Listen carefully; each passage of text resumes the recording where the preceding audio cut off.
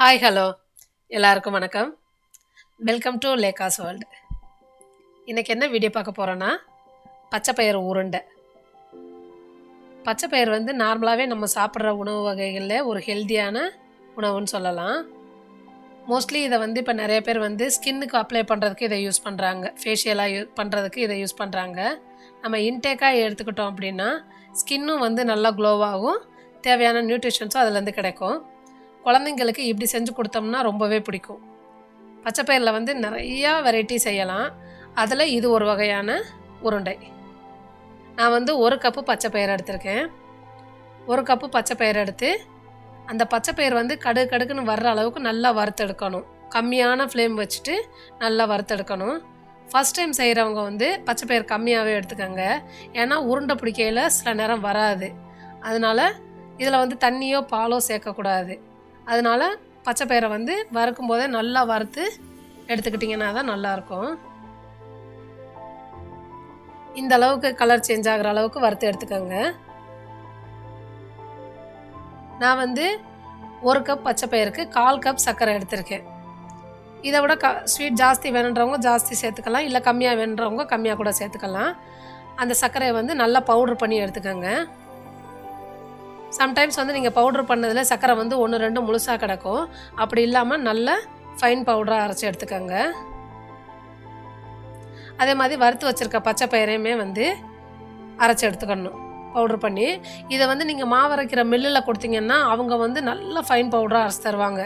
நம்ம மிக்சியில் அடித்து எடுத்தோம் அப்படின்னா அதில் வந்து நிறையா குருணை இருக்கும். அதனால் நம்ம அதை வந்து ஜல்லடை போட்டு சலித்து திரும்ப அரைச்சி எடுக்கணும். நமக்கு மில்லில் அரைக்கிற அளவுக்கு அந்த அளவுக்கு பவுட்ரு வந்து மிக்சியில் அடிக்கையில் கிடைக்காது. இப்படி இருக்கும். இதை வந்து நீங்கள் நல்லா ஜல்லடை வச்சு சலித்து நல்லா பவுடராக இருக்கணும். அப்போ தான் வந்து உங்களுக்கு உருண்டை பிடிக்க ஈஸியாக வரும்.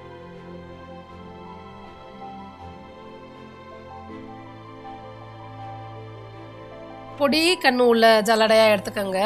அப்போ தான் வந்து மாவு வந்து பவுடராக வரும். கொஞ்சம் கண் வந்து பெருசாக இருந்தது அப்படின்னா அந்த கொஞ்சம் பெரிய பயிரும் கூட உள்ளே போயிடும். ஸோ அதனால் நீங்கள் சலிக்கும் போது பொடி கண் இருக்க ஜல்லடையாக எடுத்துக்கோங்க. அப்போ தான் தெரியும் எவ்வளோ ஃபைன் பவுடராக கீழே வந்திருக்கு அப்படின்னு. இந்த அளவுக்கு குருணை இருக்கும் அது மிக்சியில் அடித்ததுனால. இதே நீங்கள் மாவு மில்லில் கொடுத்தீங்கன்னா இது வராது. இதை திரும்ப நீங்கள் ஒரு டைம் கூட மிக்சியில் போட்டு அதையும் எடுத்து சலிச்சு எடுத்துக்கோங்க. இந்த அளவுக்கு இருக்கணும்.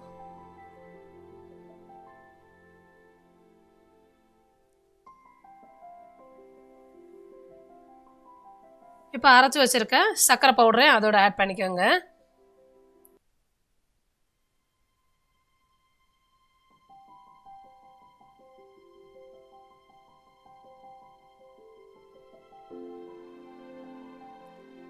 அரைச்சி வச்சுருக்க சர்க்கரை பவுடரையும் சேர்த்து நல்லா மிக்ஸ் பண்ணி எடுத்துக்கோங்க.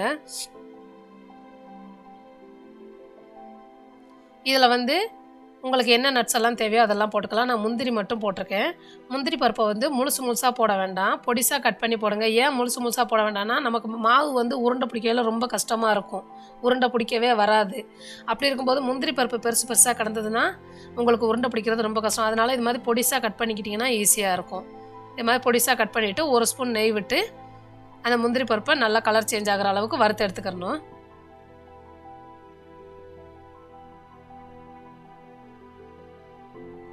இது கூட வந்து ட்ரை ஃப்ரூட்ஸ் நீங்கள் சேர்த்துக்கலாம். நட்ஸ் இல்லாமல் ட்ரை ஃப்ரூட்ஸை சேர்க்குறவங்களும் நீங்கள் அதுவும் சேர்த்து இதோட நல்லா கீயில் ஃப்ரை பண்ணிவிட்டு நீங்கள் இதையுமே ஆட் பண்ணிக்கிறலாம். இந்த அளவுக்கு கலர் சேஞ்ச் ஆனால் போதும்.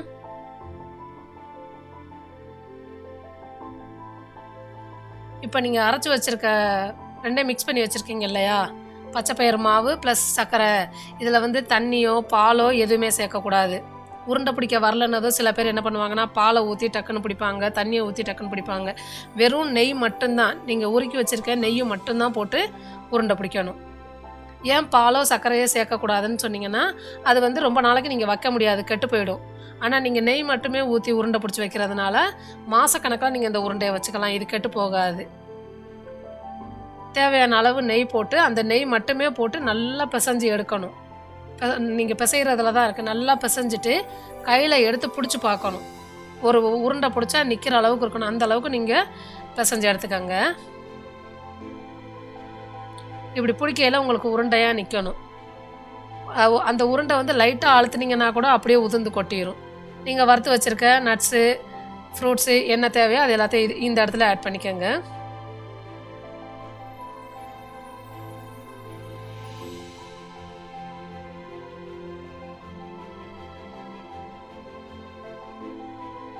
நல்லா மிக்ஸ் பண்ணிவிட்டு நீங்கள் வறுத்து வச்சுருக்க எல்லா ஃப்ரூட்ஸு, நட்ஸு எல்லாத்தையும் போட்டுட்டு வறுத்து வச்சுட்டு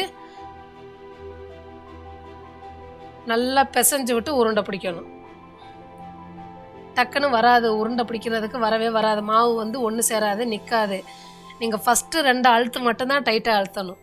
மாவு வந்து ஒன்று சேர்றதுக்கு 2 அழுத்து டைட்டாக அழுத்திட்டு அப்புறம் வந்து மெதுவாக நீங்கள் உருட்டி எடுக்கணும். இது மாதிரி வச்சு உருட்டி உருட்டி உருட்டி எடுத்துகிட்டு பார்த்தீங்கன்னா இந்த அளவுக்கு இருக்கும். இதை நீங்கள் லைட்டாக ப்ரெஸ் பண்ணாலே உடஞ்சி உதிர்ந்து கொட்டிடும். ஆனால் நீங்கள் சாஃப்டாக ஹேண்டில் பண்ணிங்கன்னா அப்படியே இருக்கும். இந்த உருண்டை வந்து 1 மாதம் வரைக்குமே இந்த உருண்டை அப்படியே இருக்கும், கெட்டும் போகாது. டேஸ்ட்டும் வந்து செமையாக இருக்கும்.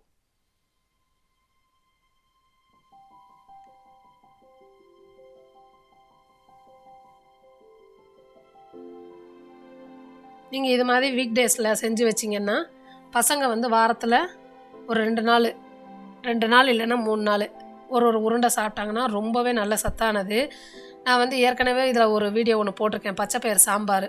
பச்சைப்பயிறு சாம்பார்லாம் காய்கறி கிடக்குன்னு சாப்பிட மாட்டாங்க, பசங்க சாப்பிட மாட்டாங்க. இது மாதிரி செஞ்சு கொடுத்தீங்கன்னா விரும்பி சாப்பிடுவாங்க. இது மாதிரி ட்ரை பண்ணி பாருங்கள். ஒருவேளை அந்த வீடியோ பார்க்காதவங்களுக்கு நான் டிஸ்கிரிப்ஷனில் கொடுக்குறேன், அந்த வீடியோ பார்த்துக்கோங்க. பச்சைப்பயிறு சாம்பார்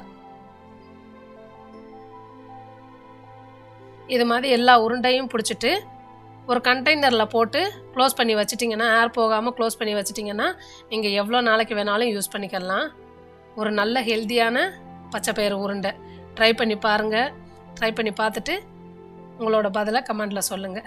தேங்க்யூ.